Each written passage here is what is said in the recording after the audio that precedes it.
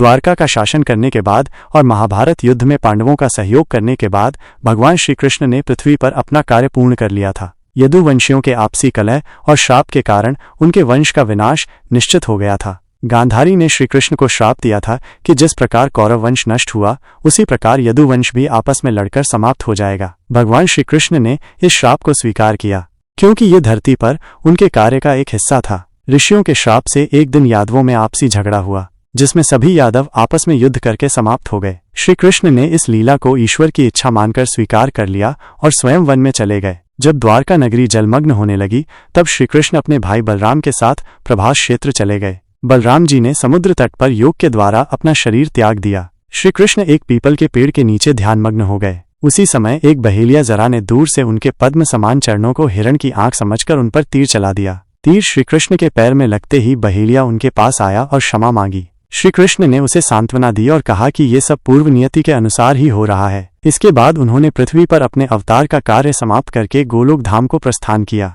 जब भगवान श्री कृष्ण ने अपना शरीर त्याग दिया तब उनका दिव्य हृदय नष्ट नहीं हुआ। यह हृदय भक्तों की भक्ति का प्रतीक था और अमर था। ऐसा कहा जाता है कि ये दिव्य हृदय द्वारका डूबने के बाद भी बचा रहा और जगन्नाथपुरी में स्थापित हुआ। जब श्री कृष्ण का पार्थिव शरीर जलाया गया तो उनका हृदय अग्नि में नहीं जला। यह दिव्य हृदय समुद्र में बहता हुआ ओडिशा के तट पर आ गया। वहां राजा इंद्रद्युम्न को स्वप्न में भगवान श्री कृष्ण ने आदेश दिया कि इस हृदय को जगन्नाथ प्रतिमा में स्थापित किया जाए। इसी हृदय को ब्रह्म तत्व कहा जाता है जिसे जगन्नाथ मंदिर के महाप्रभु की प्रतिमा में रखा गया है। हर 12-19 साल में जब भगवान जगन्नाथ, बलभद्र और सुभद्रा की मूर्तियां बदली जाती हैं जिसे नवकलेवर कहते हैं, तब ये दिव्य तत्व एक मूर्ति से दूसरी मूर्ति में स्थानांतरित किया जाता है। भगवान श्री कृष्ण ने जीवन के अंतिम समय में भी कर्म और भक्ति का उपदेश दिया। उनका जाना द्वापर युग का अंत और कलयुग की शुरुआत मानी जाती है। वे केवल शरीर छोड़कर गए थे लेकिन उनकी लीलाएं, शिक्षाएं और भक्ति भाव हमेशा भक्तों के हृदय में जीवित रहेंगे। श्री कृष्ण का हृदय एक दिव्य तत्व था जिसे भक्ति, प्रेम और शुद्ध चेतना का प्रतीक माना जाता है। उनका ये दिव्य हृदय नष्ट नहीं हुआ और आज भी भक्तों के बीच जगन्नाथपुरी में पूजनीय बना हुआ है।